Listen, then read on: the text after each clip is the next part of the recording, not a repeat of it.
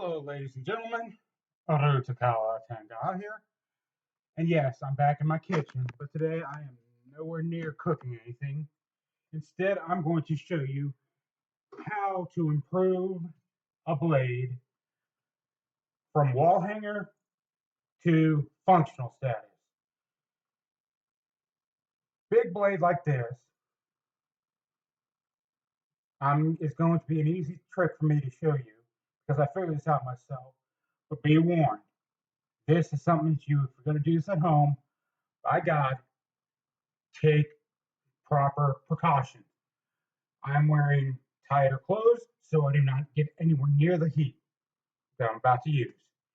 And yes, we're going to need a flame. So if you have gas stove, that is better. Here we go. Ta-da! First things first, remove these if you got one of them.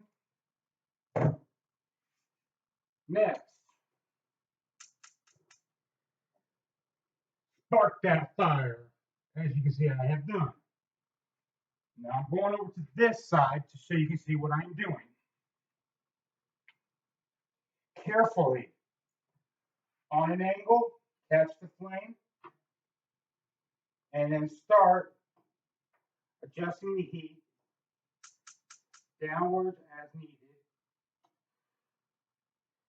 Let the blade split the flame. Let the blade split the flame and carefully go back and forth.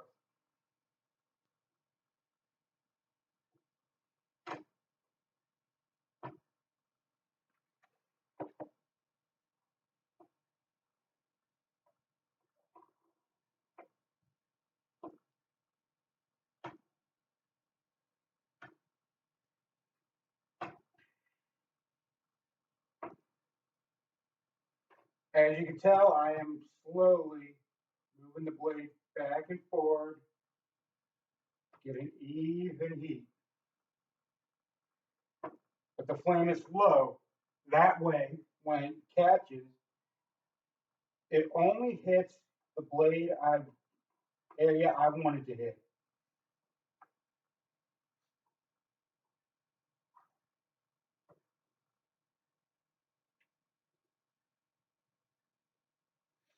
And when you're doing this, there is a trick.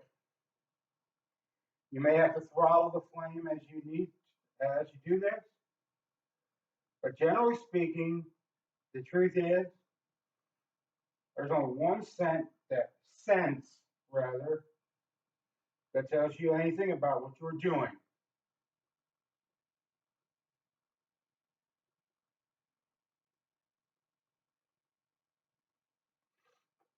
There we go. You do not rely on your nose, your eyes, your ears.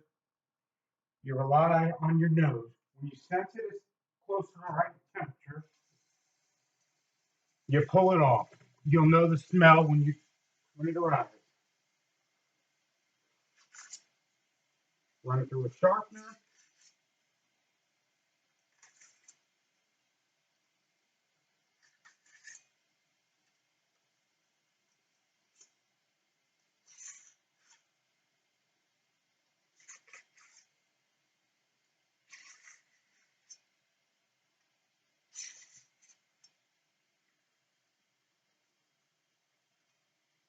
Look for any warp, and if there's any serious warping,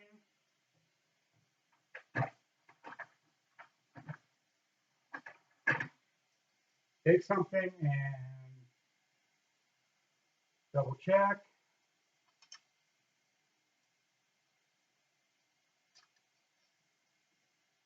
Remove the warp. Now I'm getting the water nice and cold over here in my sink.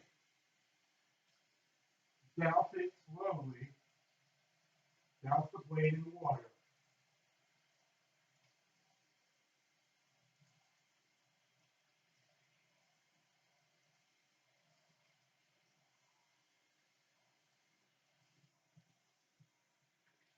There we go.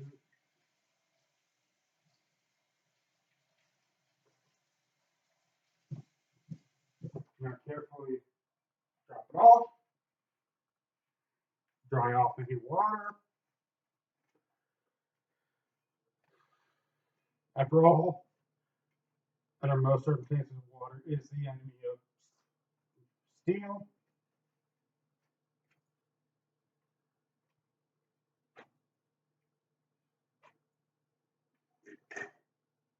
Now set and don't touch it again for a while. Let it completely cool off in a standard spot, in a flat area that lets it just resettle.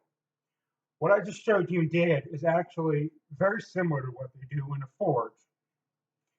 And that is by heating it, you impart into in between the atoms of iron, you are imparting oxygen, carbon, and other material, other elements that strengthen the blades.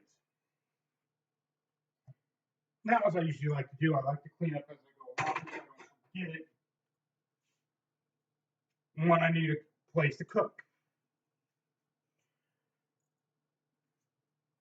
Now, this trick may need to take 4 or 5 goes, depending on the blade quality you want to get to.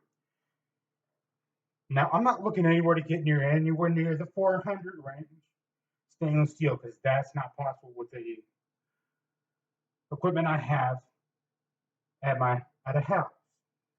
I don't have the money for my own forge, but what I can do is I can bring it up to a degree, somewhere I like to call it 2 to 300 grade.